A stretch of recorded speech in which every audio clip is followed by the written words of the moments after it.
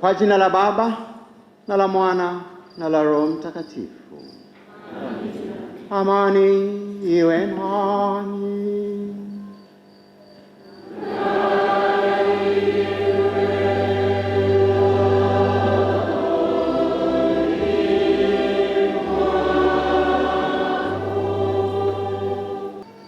Mhashamu Baba Askofu Mkuu Beatus Kinyaia, mpendwa Baba Patrick Oswald, mkuu wa shirika wa misionari wa Afrika, mwenyekiti wa walei jimbo, viongozi wa kanisa letu la Bikira Maria Malkia wa Mitume, wapendwa vijana wote ambao wataweza kupokea kipa imara, wa Kristo wote, tumsifu Yesu Kristo. Kristo tumaini letu. Basi leo ni siku kuu kwa ajili yetu, siku ya furaha, na tunapenda kwanza kumshukuru Mwenyezi Mungu ambaye ametukusanya na ambaye ametualika siku ya leo tuweze pamoja na Baba Askofu kufanya ibada, na katika ibada yetu tutaweza kweli kuwapokea vijana 31 ambao watapokea sakramenti ya kipa imara. Ni zawadi kubwa sana, na tumshukuru Mwenyezi Mungu, tumpigie Mungu makofi. Basi tumshukuru pia Baba Askofu Mkuu ambaye alikubali kujiunga nasi ili aweze kutuongoza katika ibada yetu. Tumpigie pia Baba Askofu makofi. Basi tuombe Mwenyezi Mungu atujalie na neema nyingi, hasa kwa vijana ambao watapokea kipa imara, waweze kuwa askari hodari, waweze kulinda imani kwa matendo, kwa maneno, na waendelee kumshuhudia Yesu mfufuka. Na sasa tunamwomba kwa unyenyekevu Baba Askofu Mkuu aweze kutuongoza katika ibada yetu.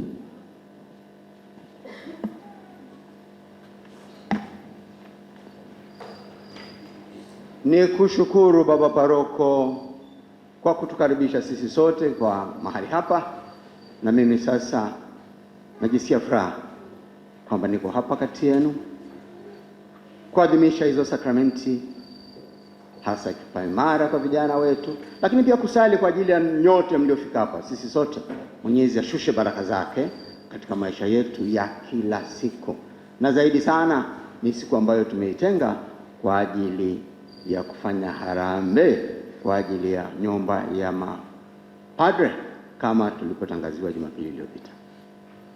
Basi kujiweka tayari kuadhimisha Ekaristi Takatifu, tuanze kwa kujuta dhambi zetu.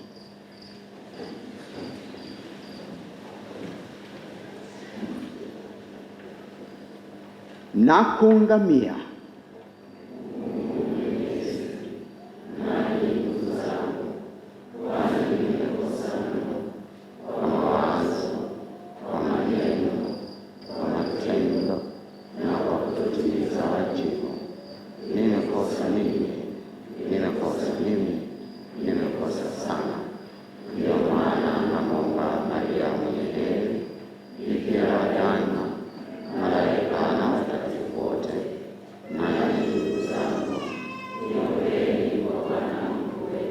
Mungu Mwenyezi atuhurumie, atusamehe dhambi zetu na atufikishe kwenye uzima wa milele. Amen.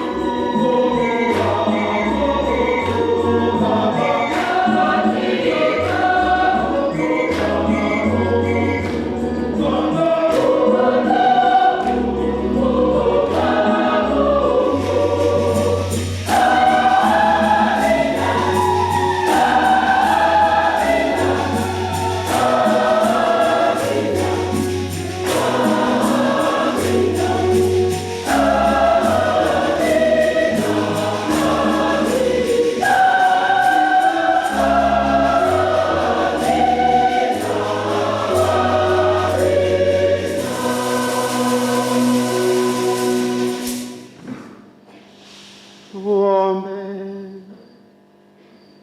Mungu Mwenyezi, sisi tunasadiki kwamba leo mwanao pekee mkombozi wetu amepaa mbinguni.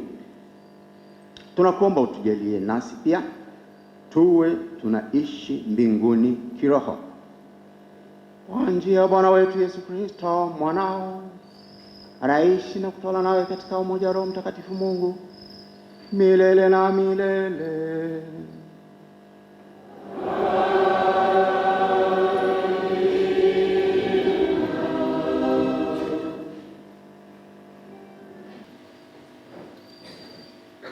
Somo la kitabu cha Matendo ya Mitume. Kitabu kile cha kwanza nalikiandika Theophil, katika habari ya mambo yote aliyoanza Yesu kufanya na kufundisha hata siku ile alipochukuliwa juu, alipokuwa amekwisha kuwaagiza kwa Roho Mtakatifu wale mitume aliowachagua, wale aliowadhihirishia nafsi yake kwa dalili nyingi, baada ya kuteswa kwake, ya kwamba yu hai, akiwatokea muda wa siku 40 na kuyanena mambo yaliyohusu ufalme wa Mungu. Hata alipokuwa amekutana nao, aliwaagiza wasitoke Yerusalemu, bali waingoje ahadi ya Baba, ambayo mlisikia habari zake kwangu, ya kwamba Yohane alibatizwa kwa maji, bali nyinyi mtabatizwa kwa Roho Mtakatifu baada ya siku hizi chache.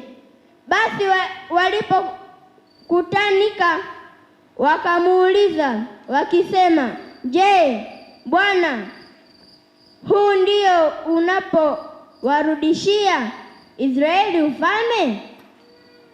Akawaambia, si kazi yenu kujua nyakati wala majira Baba aliyoyaweka katika mamlaka yake mwenyewe, lakini mtapokea nguvu akiisha kuajilia juu yenu Roho Mtakatifu, nanyi mtakuwa mashahidi wangu katika Yerusalemu na katika Uyahudi wote na Samaria na hata mwisho wa dunia na hata mwisho wa nchi. Akisha kusema hayo, walipokuwa wakitazama, akainuliwa wingu likampokea kutoka machoni pao. Walipokuwa wakikaza macho mbinguni, yeye alipokuwa akienda zake, tazama, watu wawili wakasimama karibu nao, wenye nguo nyeupe, wakasema, enyi watu wa Galilaya, mbona mmesimama mkitazama mbinguni? Huyu Yesu aliyechukuliwa kutoka kwenu kwenda juu mbinguni atakuja jinsi hivyo mlivyomwona akienda zake mbinguni. Hilo ndilo neno la Bwana.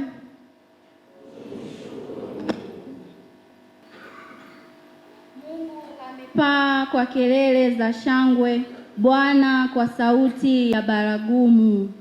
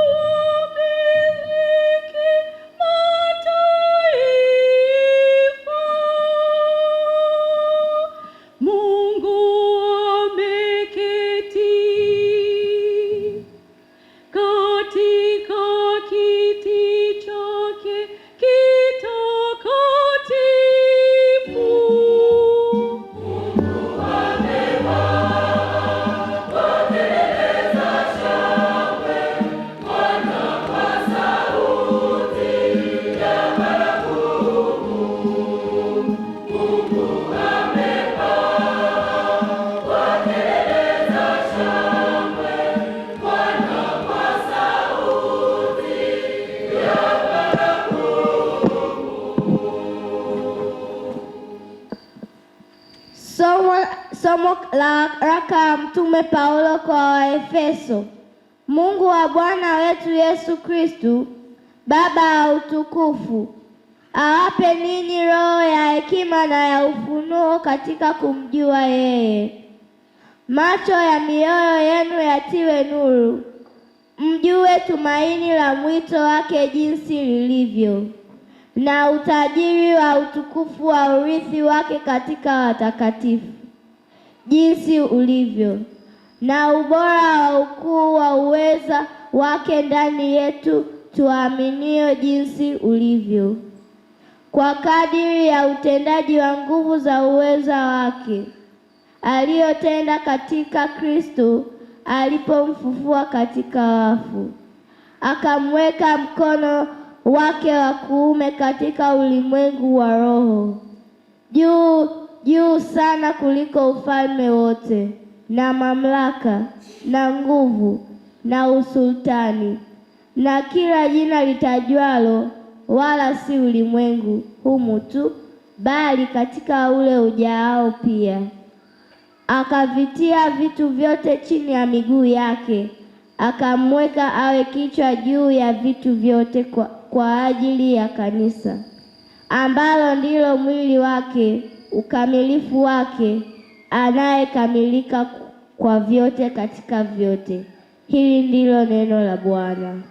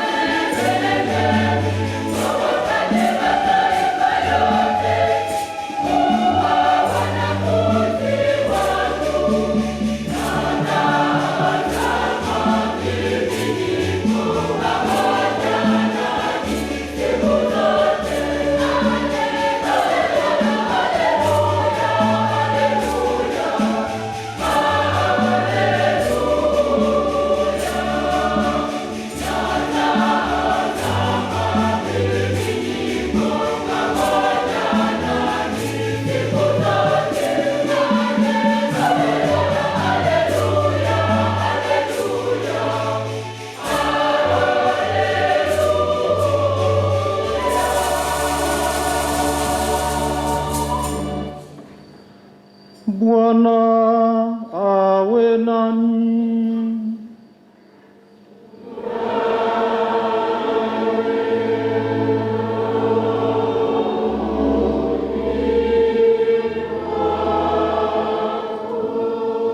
Somo la Injili takatifu ilivyoandikwa na Mathayo.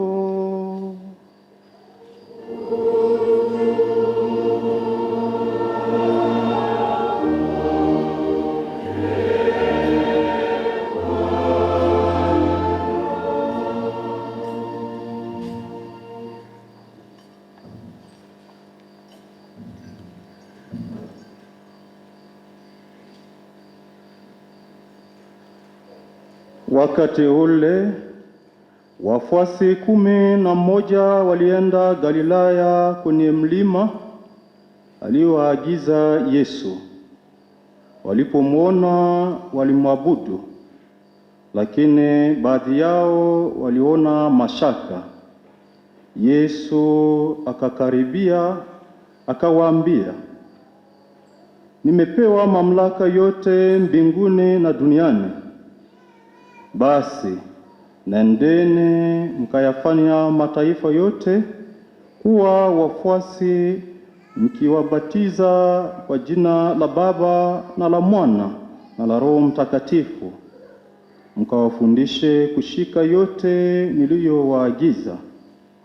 Na tazama, nipo nanyi siku zote mpaka mwisho wa dahari." Neno la Bwana.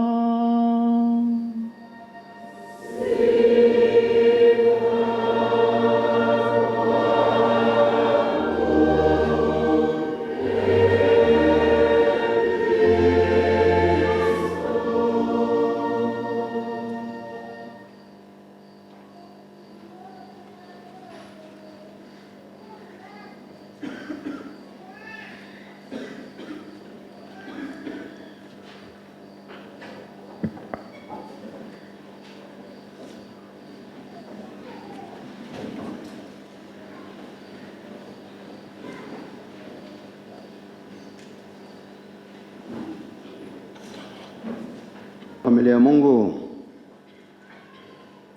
tunaungana na Wakristo wenzetu popote duniani kuadhimisha sikukuu ya kupaa Bwana mbinguni. Eti wanakwaya ule tuimbia kwa sauti nzuri sana uko katikati. Eti mbinguni ni wapi?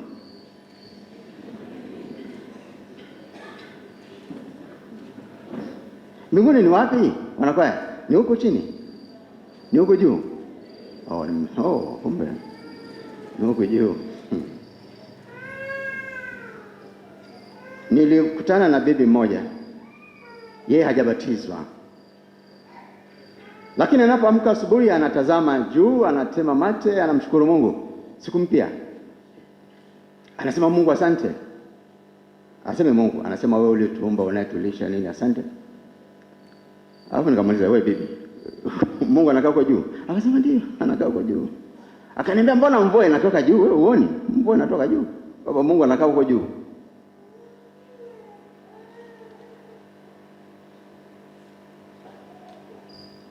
Mwaka 1961 mwezi wa 4 ilikuwa, baba mmoja Mrusi mwanasayansi alifanikiwa kuzunguka dunia. Dunia ni kama mpira, si mnajua? Alienda juu huko akazunguka dunia yote. Aliporudi akasema, huyo Yesu mnayesema amepaa sikumwona. Miaka 8 baadaye, kile chombo kilichokwenda mwezini, Apollo 11, akina Neil Armstrong ndiye alikuwa kiongozi wa ule msafara pamoja na wenzake 3. Wakasema, tumesafiri mpaka kwenye mwezi, huyo Yesu aliyepaa hatujamona. Piga picha, naomba mtulie na disturb watu. Wakasema hatujamwona huyo Yesu aliyepaa. Na miaka 8 baadaye Wamarekani wakarusha na wao chombo chao.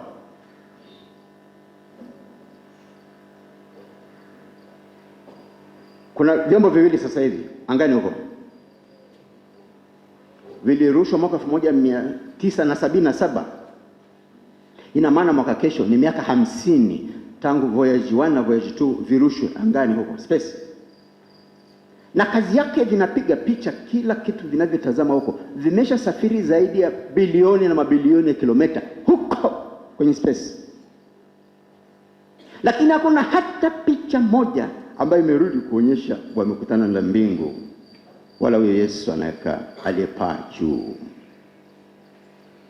Sasa swali langu, bado mnaamini kwamba Yesu yuko juu mbinguni, yuko juu?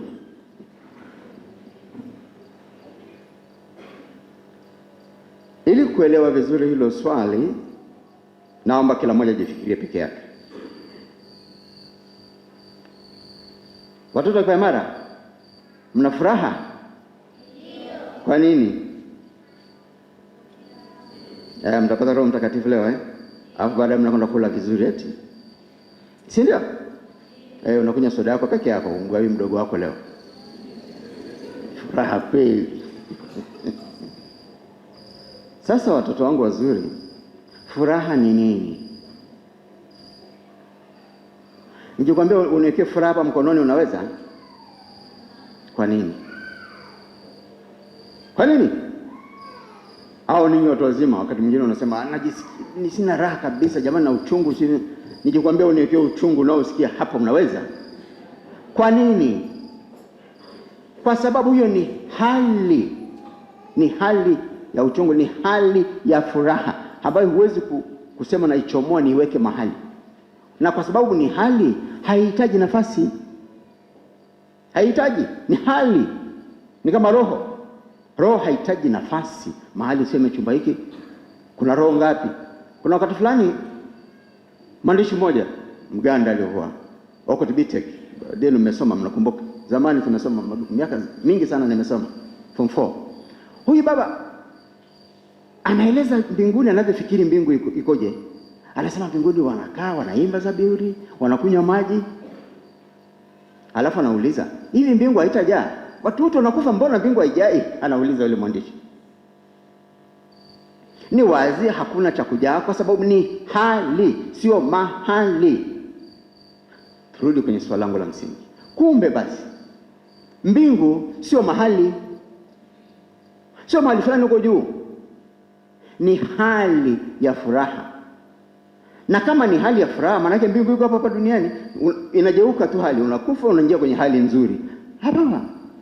Huhitaji mahali, ni hali. Na motoni ni hivyo, ni hali, sio mahali. Kumbe basi turudi kwa Yesu. Yesu kwa sababu anaongea na wanadamu wanaotumia macho, masikio, fahamu, ile milango mitano ya fahamu, inabidi afanye kitu ambacho hii milango ya fahamu inaweza ikaona ikaelewa. Kwa hiyo anachukuliwa juu, anaingia kwenye mawingu, alafu anaingia kwenye hali nzuri. Hivyo basi, hivyo. Kwa hiyo naomba nirudie, mbingu sio mahali bali ni hali. Na maana hiyo basi hata Yesu ukimtafuta huko juu hutampata, kwa sababu yuko katika hali nzuri, hali ya kimungu. Mpaka hapo tumeelewana? Kwa hiyo mbinguni sio huko juu, ni hali nzuri. Tumeelewana mpaka hapo? Tuendelee na masomo yetu ya leo. Yesu anapowaita hawa wafuasi wake 12, baada ya kuwa ameingia katika hali hiyo nzuri ya kimungu, tunaambiwa malaika wawili wanatokea na kuwaambia, acheni kuendelea kutazama juu, unapoteza muda hapa. Mmeshaambiwa nendeni kwanza mkaishi mliofundishwa, na mwafundishe na wengine, na wengine mwabatize wanaotakuwa wanafunzi wangu. Kwa hiyo ondokeni mzubaye, mnapoteza muda kufikiria ambayo yameshapita. Yamepita hayo, mkafanye kitu. Na anawaambia mtapata nguvu ya Roho Mtakatifu kuwasaidia katika hilo. Vijana wangu, wajukuu zangu wapendwa sana, mnaopata kipaimara leo. Leo mnapata kipaimara, kipa imara, kile kinacholeta nguvu, kinacholeta uimara wa Roho Mtakatifu. Kwa hiyo basi tunategemea kuanzia leo mnakuwa imara, mnakuwa watu wazima kiroho. Hata kama una miaka 9, 10, hapana, 12 labda. Kama kuna darasa la 3 kuna mtoa, hakuna watoto wadogo kupata kipaimara. Tunatoa kipaimara kwa wale darasa la 4, 5 na 6. No, 5, 6 na 7. Wale wako chini ni komunyo ya kwanza. Kwa hiyo mnakuwa imara kiroho ili mkaishi mliofundishwa. Mmefundishwa nini? Kwa watu wa sala, kusala sala asubuhi na jioni, sala za binafsi hivyo. Si ndio? Mnaongoza sala nyumbani nyewe kweli? Kweli kabisa? Na zile katekisimu zina sala ya asubuhi na jioni, wewe unaongoza. Na unakusanya wote kule nyumbani. Baba, mama, kaka, dada, shangazi amekuja kusalimia, wote waambie asubuhi sala na jioni sala. Baba kama umeondoka wae kazini, basi mwambie baba kurudi usali usahau. Halafu mwezi huu ni mwezi gani?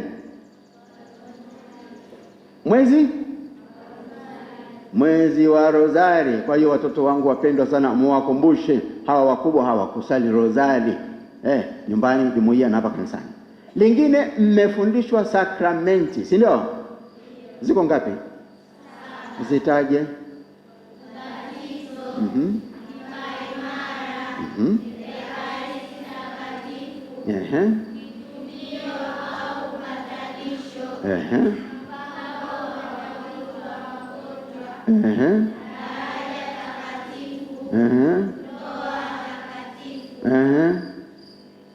Nisha.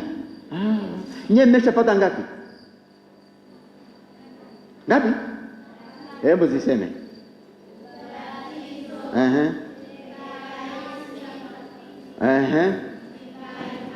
Mongo hujapata kipaimara wewe. Kipaimara hujapata wewe. Kuna moja umesahau. Kweli 3 lakini kipaimara bado. Mmendanganya hivi? Sasa kitu gani mmetaja sasa hivi? Alafu hamjui kwamba mmepata bomu kweli. Kwa hiyo leo mnapata kipaimara, sawa Itafuata ipi? Semeni, itafuata ipi? Nataka kusikia. Inafuata ipi? Ndoa. Wewe. Yesha kupanga ndoa mnapeleka. Lakini Mungu awape baraka, fika wakati wenu muolewe na muoe kwa kanisani Sio kiwiziwizi kama baadhi ya ndugu zenu kule. Lakini pia kuna mapadi huku na masista jamani, kuna na hizo na zenyewe mmezitaja, si ndio? Zote ni wito wa Mungu, sawa Mungu anachagua anavyopenda. Lazima wengine waende kwenye ndoa ili watu wapatikane duniani bila mtaishi, lakini tunahitaji viongozi wachache pia kwa kutusaidia. Kwa hiyo hizo ni sakramenti ambazo tunatakiwa tuziishi. Watoto wangu wazuri. Na hilo naomba nakumbusha wote jamani. Ndio wajibu wetu tuliotuambiwa na Kristo. Wale janja msio kwenda jumuiya hata Jumamosi huko nyumbani, wewe baba na koroma tu. Please, nenda jumuiya kasali na zako. Sitafuti kisingizio kila siku. Kama kweli unaenda kazini, Mungu akubariki na uendelee. Lakini kama uende kasali na zako. Na katika familia, tupende kusali. Na sakramenti. Kuna mtoto lako likubwa linadai limeoa kumbe anaishi uongo hapo. Fukuza aje kanisani kuandikisha ndoa yake na abariki. Na tukifanya hivyo, mbingu ni yetu, hiyo hali nzuri ni yetu, si ndio? Sawa, tunaendelea. Sasa hawa watu ambao Yesu anawaweka kwa ajili ya kutusaidia sisi kiroho, ambao ni makasisi hawa, nafikuru kwamba mnajua kwamba mna wajibu wa kuwasaidia waweze na wao kuishi. Ndio maana tunahimiza mtoe sadaka, fungu la 10. Kwa hilo, kwa parokia hii sina wasiwasi. Mko vizuri na nimeona mlivyojitahidi mwaka jana. Tukaja na ombi lile kwamba tujenge ofisi kwa ajili ya huduma kwenu, tukae huko tuweze kuwahudumia, mkanichangia vizuri sana. Ongezeni sana. Tukaja na wazo, jamani, parokia zenye shida wanaomba gari tuwachangie. Mmechangia vizuri sana. Mko vizuri sana Wanayumbu. Kwa yote naomba mjipongeze sana. Safi kabisa. Sasa hilo swala la kuendelea kuwasaidia hawa mapadi wetu linaendelea, na leo ninakuja na ombi lingine. Hawa mmemwona mkuu wa shirika yuko baada ya tawasalimia. na wote hao ni vijana wake, ni mapadri wake katika shirika. Yeye anakaa makao makuu ya shirika. Ikitokea mmoja wa hawa, sema paroko wetu amechoka, anasema sasa kweli nahitaji siku 2-3 nikapumzike, anamwambia tu mzee, nakuja huko bwana, nitayarishie chumba, nakuja kupumzika. Anakwenda anapumzika, si nyumbani kwake, nyumbani kwao, kwa baba yao mkuu wa shirika, na wana mahali. Anataka kwenda kusali binafsi, amechelewa mafungo, anaomba, anakwenda safi. Lakini mapadri wa jimbo hawana mahali kama hapo. Hatuna mahali ambapo tunaweza kusema hapa ni nyumbani kwa mapadri. Hatuna. Jimbo la Dodoma, baadhi ya majimbo nayo, sisi hatuna. Ndio maana tumekuja na huo mpango, wapendwa sana, tuwe na mahali ambapo tutaita nyumbani kwa mapadri, waweze kupumzika, wakiugua waweze kuja pale watibiwe, wakistaafu waweze kuja pale watunze hivyo. Na naamini kabisa kwamba hilo wazo mtalikubali, kwa sababu mnawapenda mapadri wenu. Na leo ni Jumapili ya 3 tangu tuanze hiyo harambee. Tumeshapitia parokia 6, na katika hizo parokia kidogo tupige 100 milioni, kidogo tupige 100 milioni. Sasa leo Yumbu, nitaona ukarimu wenu au choyo wenu katika hilo. Tuliwapa bahasha, nadhani nitarudisha leo. Hata kama hujarudisha leo, Jumapili ijayo, hata kama unakuja na bahasha yako tunaikubali. Hata kama una bahasha utaniwekea hivyo hivyo kafukavu, nakubalika. Pia tutaomba pia jumuiya zitusaidie, na juu ya baadhi ya jumuiya mlikuwa mmechanga jamani mafuta ya askofu, na hiyo nimesema na yenyewe itaingia huko kujenga msaada. Hivyo mnanipa mimi, lakini inaingia humo kwenye nyumba ya mapadri. Lakini tutaendelea na hilo zoezi. Tutaomba pia mtuchangie kwa njia ya simu na kadhalika. Kwa nini tunafanya hayo yote? Kwa mara 2-3 zilizopita tuliomba sadaka ya Jumapili moja kwa jimbo lote, na tumetambua uwezo wetu ni kupata shilingi 150 milioni. Hatujawahi kuvuka hapo, yote inashuka tu 120 hapo. Sasa tukaona kweli 150 milioni upate bilioni 2 kwa hili jengo nyewe kichwa cha mahesabu ni miaka mingapi? Miaka 13 na pointi, kama kuna pointi ya miaka. Sasa kweli jimbo lote naona Yumbu majanti kama ninyi mpo ndani, tujenge nyumba miaka 13, hatasikubali. Eti kina mama mnakubali hilo? Nawapendea hapo. Kwanza niwapigie makofi kwanza. Na wanaume wananitazama vibaya. Ni wanaume, kama mnatazama vibaya onyesheni basi kwamba hamniangushi tutakapofika hilo zoezi. Kwa hiyo sadaka yote ya leo pamoja na ile matoleo mara ya pili na yenyewe itaingia kwenye hilo. Naomba mtoe kwa ukarimu kabisa kabisa, na Mungu abariki kazi ya mikono yenu. Tumsifu Yesu Kristo. Rudia ahadi zetu za ubatizo. Wote mnamkata shetani na mambo yake yote na ila zake zote. Mnasadiki kwa Mungu Mwenyezi, muumba wa mbingu na dunia. Mnasadiki kwa Yesu Kristo mwanaye pekee Bwana wetu, aliyezaliwa na Bikira Maria, akateswa, akafa, akazikwa, akafufuka katika wafu, amekaa kuume kwa Baba. Mnasadiki kwa Roho Mtakatifu, Bwana mleta uzima, mtakayepewa leo kwa namna ya pekee kwa njia ya sakramenti ya kipaimara, kama walivyopewa mitume siku ya Pentekoste. Mnasadiki kwa Kanisa Katoliki, ushirika wa watakatifu, maondoleo ya dhambi, ufufuko wa wafu na uzima wa milele. Hiyo ndio imani yetu. Hiyo ndio imani ya kanisa ambayo tunaona fahari kuiungama katika Kristo Bwana wetu. Wale watakapewa kipaimara wainamishe vichwa vyao.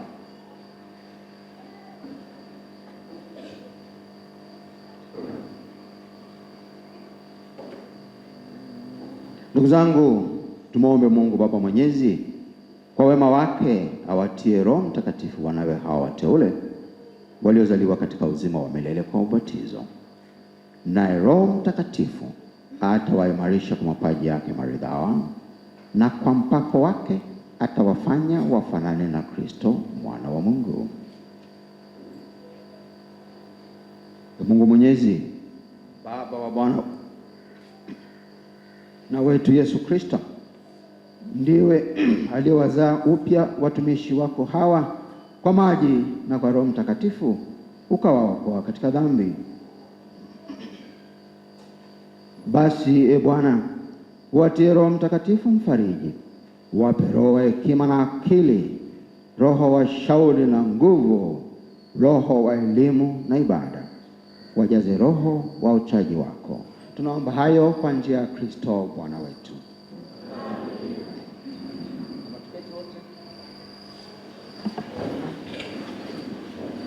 Kitakachofuata ni kuwapaka mafuta matakatifu, mafuta ya krisma hawa vijana wetu. Nitaomba wasimamizi, kila mtoto awe na msimamizi. Mtoto anapokuja hapa mbele, ni kuombe wewe msimamizi uje naye, umfuate, ukae upande wake wa kushoto, na anapokuwa mbele ya askofu unamshika bega na kuniambia jina lake, sawa? Mimi sijui kusoma, kwa hiyo wewe msimamizi niambie jina la mtoto. Wengine mnaosimamia watoto hata hujui, wamekokota hapo nje, simamia hata umjue, umsindikize kiroho. Haya, watoto mnaanza, makatekista nisaidie. Benchi la kwanza tu, wengine wabaki. Kwaya, karibu.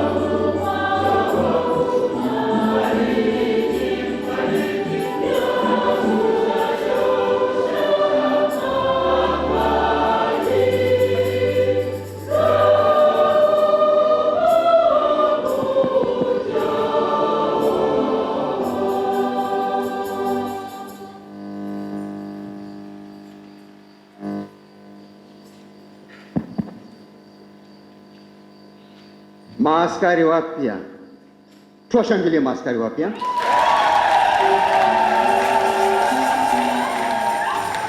Tusimame kwa maombi. Ndugu zangu, tunaposherehekea sikukuu ya kupaa Bwana pamoja na watoto wetu kuimarika, tumpelekee Mungu maombi yetu. Tutaitikia, twakuomba utusikie. Ulitimiza wokovu kwa wote, kwa hiyo uliweza kusema kwamba umekabidhiwa mamlaka yote mbinguni na duniani. Utujalie kuonja na kufurahia mamlaka yako katika maisha yetu. Bwana. Bwana Yesu, uliwaagiza mitume wako kwenda duniani kote ili kutangaza habari ya wokovu. Utupe moyo wa kuishi kadiri ya wokovu tuliojaliwa. Bwana. Bwana Yesu, uliwaagiza mitume wako wafundishe watu wote amri zako. Utusaidie kuzishika amri zako ili kuwaonyesha wote kwamba juu ya msingi wa amri zako ni msingi wa mafanikio ya maisha. Bwana. Bwana Yesu, uliwaagiza mitume wako kuwabatiza watu. Utusaidie kwa njia ya matendo yetu kuwavuta watu wengine wajiunge na jamii ya waamini. Bwana. Bwana Yesu, ulituahidia kuwa nasi mpaka mwisho wa dunia. Utuonyeshe enzi na msaada wako katika matatizo yetu ya kila siku. Bwana.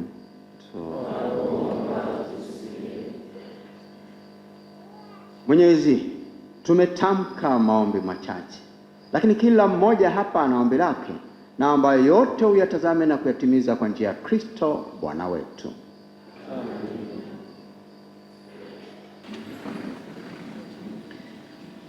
Tumsifu Yesu Kristo. Kristo tumaini letu. Basi sasa ni wakati wa sadaka. Tayari Baba Askofu kametualika tuwe na moyo wa ukarimu.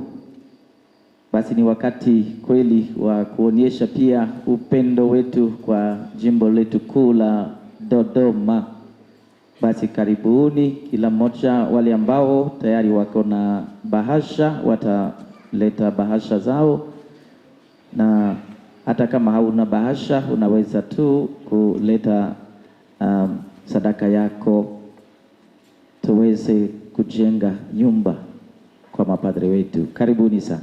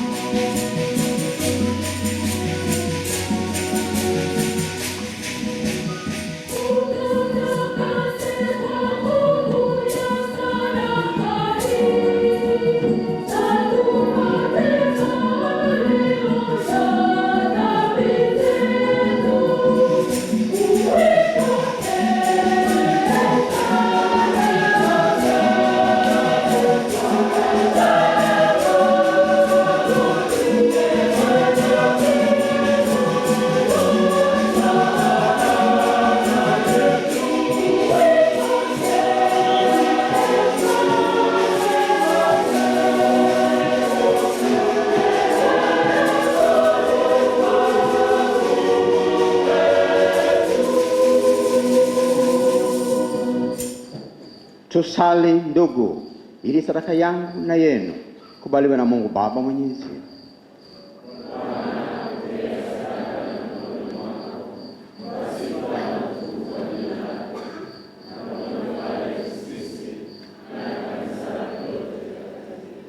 Bwana, tunakutolea kwa unyenyekevu sadaka hii kwa heshima ya kupaa kwake Mwanao. Tunakuomba utujalie ili kwa njia ya mabadilishano haya matakatifu ya vipaji tupate kuinuliwa hadi mambo ya mbinguni. Tunaomba hayo kwa njia ya Kristo Bwana wetu. Bwana awe nanyi.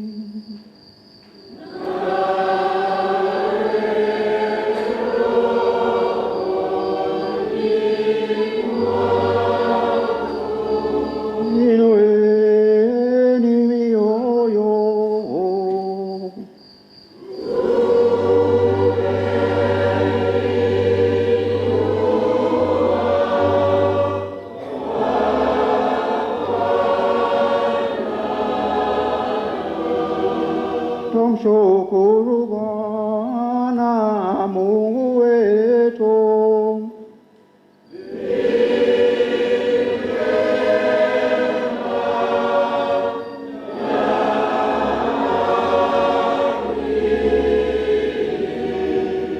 Kweli ni vema na haki, tendo la kufana la kuleta wokovu, tukushukuru wewe daima na popote, Bwana Baba uliye mtakatifu, Mungu mwenyezi wa milele. Kwa maana Bwana Yesu, mfalme wa utukufu, mshindi wa dhambi na mauti, amepaa juu mbinguni, huku malaika wakimstajabia, mpatanishi kati ya Mungu na wanadamu, hakimu wa ulimwengu na Bwana wa majeshi. Amepaa sio kwa kusudi la kuachana na unyonge wetu, bali ili sisi tulio viungo vyake tukae tukiamini kwamba tutamfuata huko alikotangulia yeye aliye kichwa chetu na asili yetu. Kwa sababu hiyo, katika upeo wa furaha ya Kipasaka, ulimwengu mzima unashangilia, lakini pia nguvu za mbinguni na majeshi ya malaika wanaimba utenzi wa utukufu wako wakisema bila mwisho.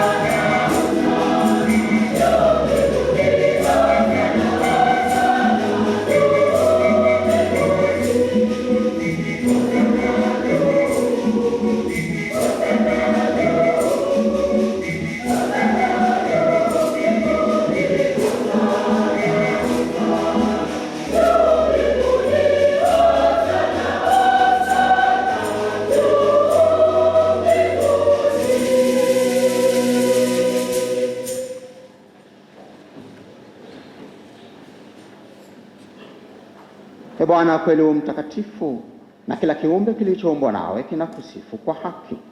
Maana kwa njia ya mwanao Bwana wetu Yesu Kristo, na kwa uwezo tendaji wa Roho Mtakatifu, unavitia uzima vitu vyote na kuvitakatifuza, wala uachi kukusanya watu kwako, ili toka mawio ya jua hata macheo yake dhabihu safi itolewe kwa jina lako. Basi Bwana, tunakusihi kwa unyenyekevu vipaji hivi ambavyo tumekutolea ili uvitakase, upende kuvitakatifuza kwa Roho huyo huyo, ili viwe mwili na damu ya mwanao Bwana wetu Yesu Kristo, aliyetuamuru tuadhimishe mafumbo haya. Maana yeye mwenyewe usiku ule alipotolewa, alitwaa mkate na akikushukuru, aliubariki, akaumega na akawapa wafuasi wake akisema, twaeni mle nyote, huu ndio mwili wangu utakaotolewa kwa ajili yenu.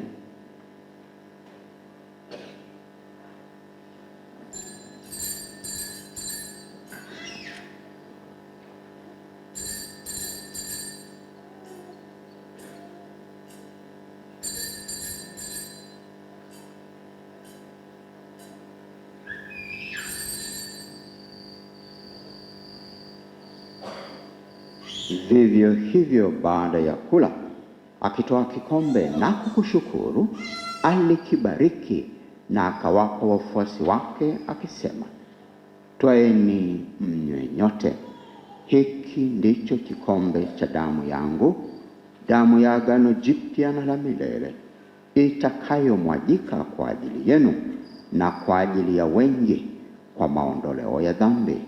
Fanyeni hivi kwa ukumbusho wangu.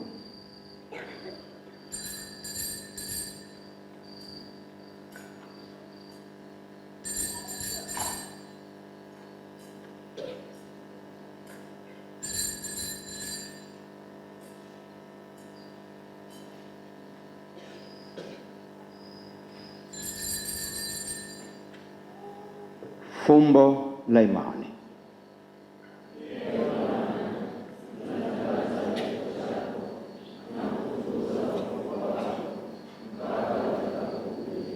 Kwa hiyo Bwana, tunapoadhimisha ukumbusho wa mateso ya mwanao yaletayo wokovu, pamoja na ufufuko wake wa ajabu na kupaa kwake mbinguni, na tunapoutazamia ujio wake wa pili, tunakutolea kwa shukrani sadaka hii iliyo hai na takatifu. Tunakuomba uyaangalie matoleo ya kanisa lako, na kwa kumtambua yeye aliye kafara, ambaye ulitaka kutulizwa kwa sadaka ya kifo chake, utujalie sisi tunaotiwa nguvu kwa mwili na damu ya mwanao na kujazwa Roho wake Mtakatifu, tupate kuwa mwili moja na roho moja katika Kristo. Yeye atufanye sisi tuwe kwako sadaka timilifu ya milele, ili tuweze kupata urithi pamoja na wateule wako, kwanza kabisa pamoja na Bikira Maria mwenye heri, mama wa Mungu na mama yetu, na Mtakatifu Yosefu mume wake huyu bikira, na watakatifu wote ambao tunategemea kupata daima msaada wa maombezi yao mbele zako. Tunakuomba Bwana, huyu aliye kafara na upatanisho wetu, alete amani na wokovu duniani kote. Upende kuliimarisha katika imani na mapendo kanisa lako linalosafiri hapa duniani, pamoja na mtumishi wako Baba Mtakatifu wetu Leo wa 14, na askofu wetu mkuu Beatus Kinyaia, askofu msaidizi Wilbrod Kibozi, pamoja na maaskofu wote, waklero wote na watu wote unaowafanya kuwa taifa lako. Usikilize kwa wema sala za jamaa hii ulioita hapa mbele yako.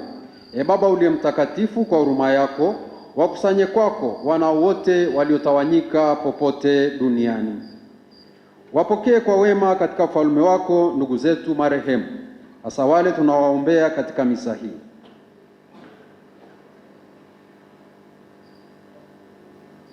Hawa na wengine wote walioaga dunia wakiwa wamekupendeza, nasi tunatumaini kufika katika ufalme huo, ili pamoja tushibishwe milele kwa utukufu wako, kwa njia ya Kristo Bwana wetu, ambaye kwa njia yake unaujalia ulimwengu mema yote.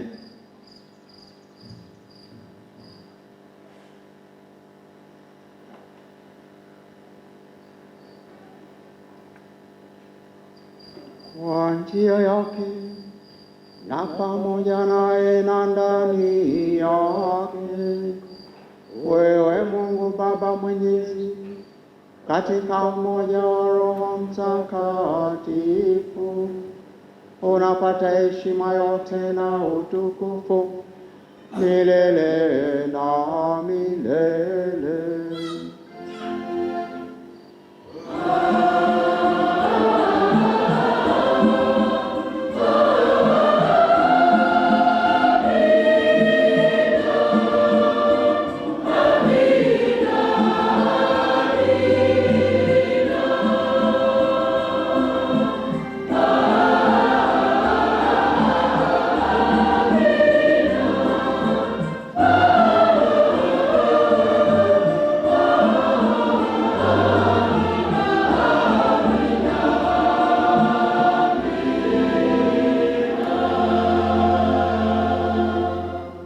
Kwa kulitii agizo la Mwokozi wetu na tukifuata mafundisho yake ya kimungu, tunathubutu kusema: Baba yetu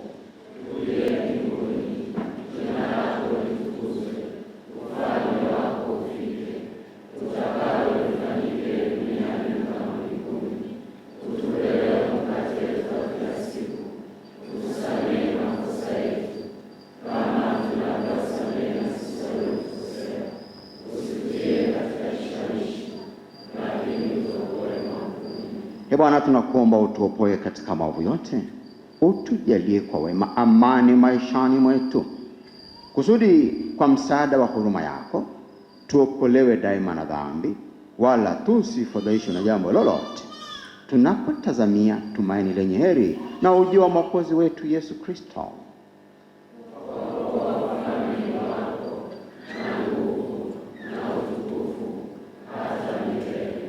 Bwana Yesu Kristo, uliyewaambia mitume wako, amani na waachieni, amani yangu nawapa, usizitazame dhambi zetu, ila tu imani ya kanisa lako, upende kulijalia amani na umoja kama yalivyo mapenzi yako. Unaishi na kutawala daima na milele.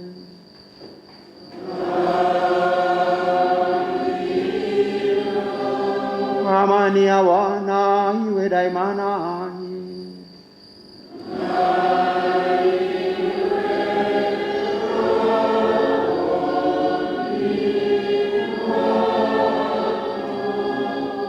Tutakiane amani.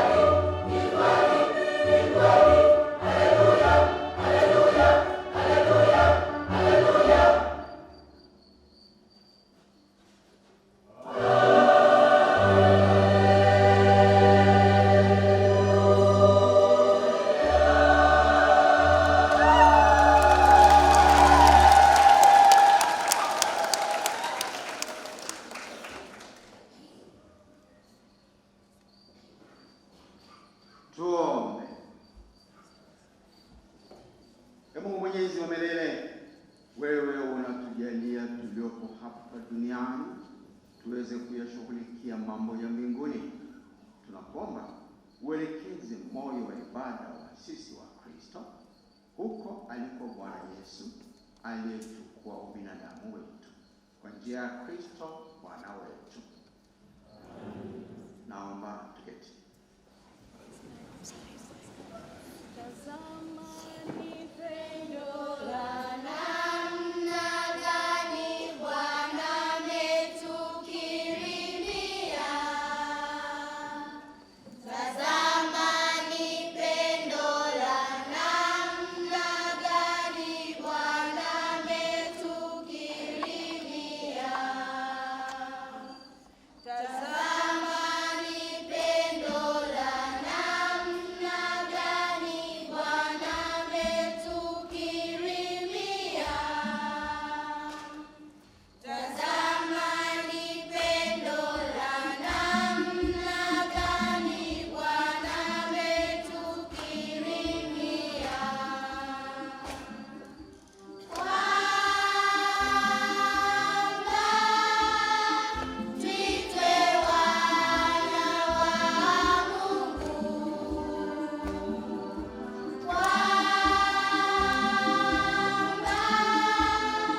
tuitwe wana wake Mungu.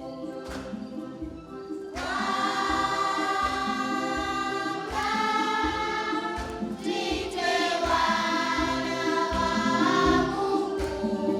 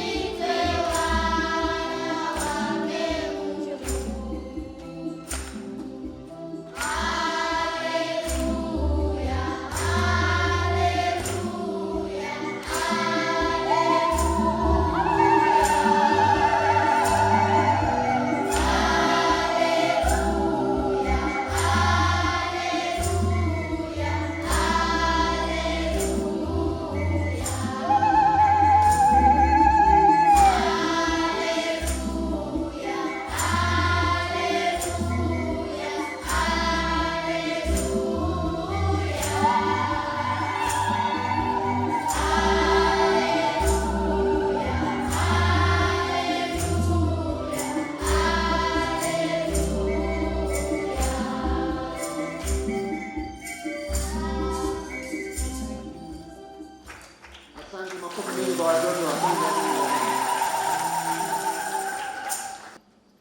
Tumsifu Yesu Kristo.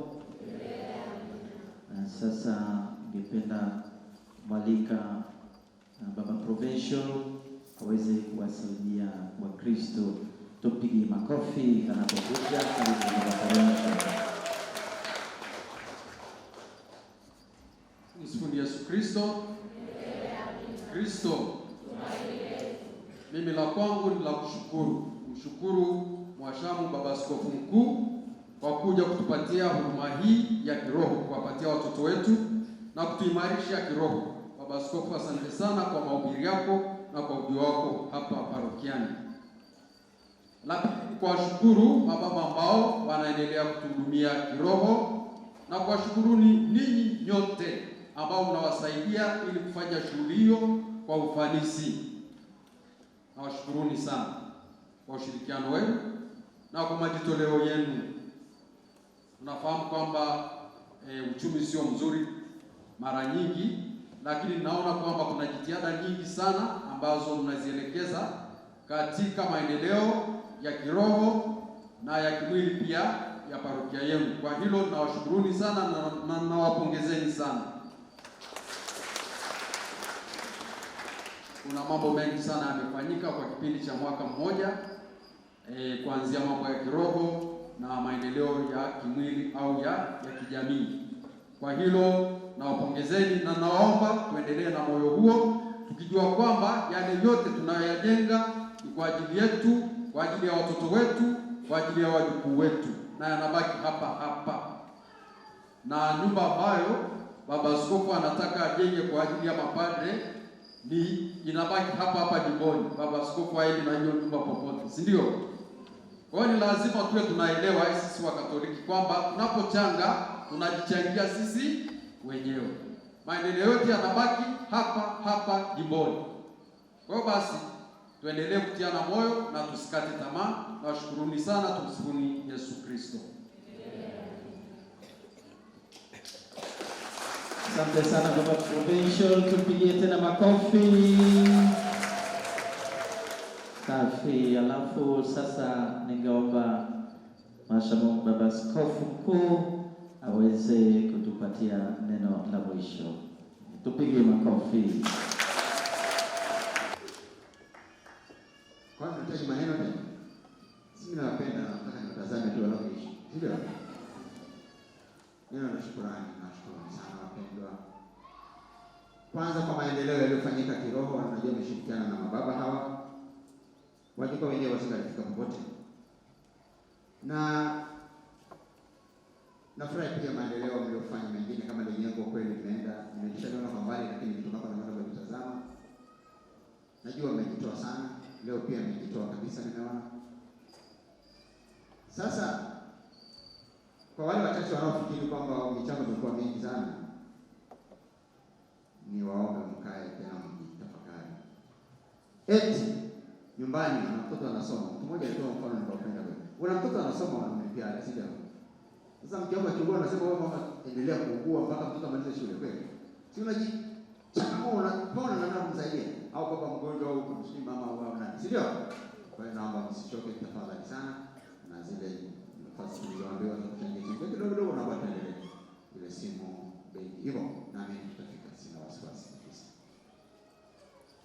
Zaidi sana ni wapongeze kwa uchaguzi, mmemaliza vizuri. Viongozi waliochaguliwa hebu msimame kabisa.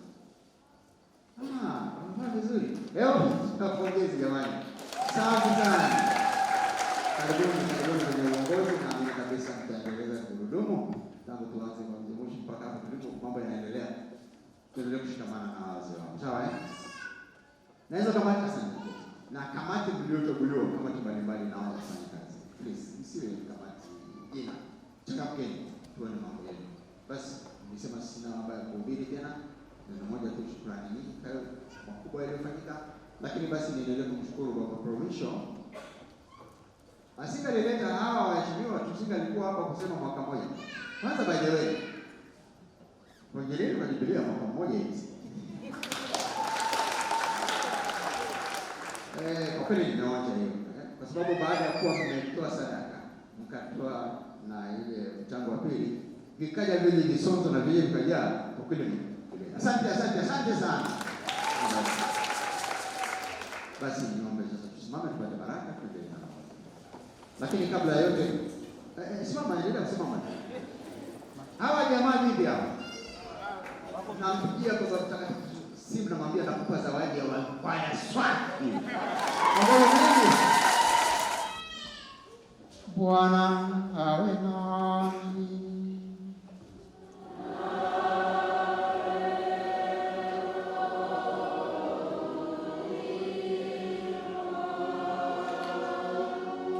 Jina la Bwana litukuzwe.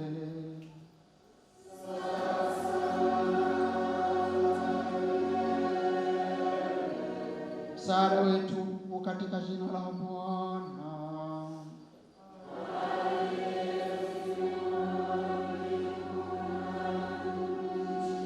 Na walinde na kuwabariki Mungu Mwenyezi, Baba na Mwana na Roho Mtakatifu.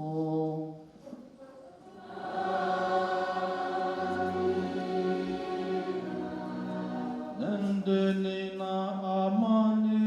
Haleluya, haleluya.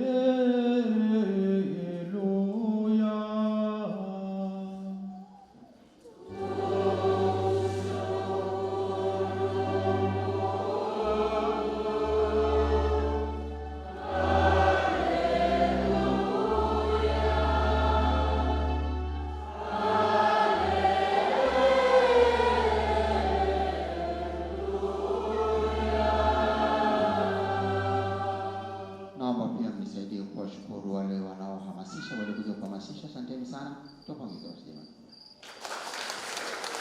Na wana habari hawa wanachakarika kuhakikisha na ambao hawako hapa wanapata taarifa. kwa nambari ya Santini. Makofi mengi wao.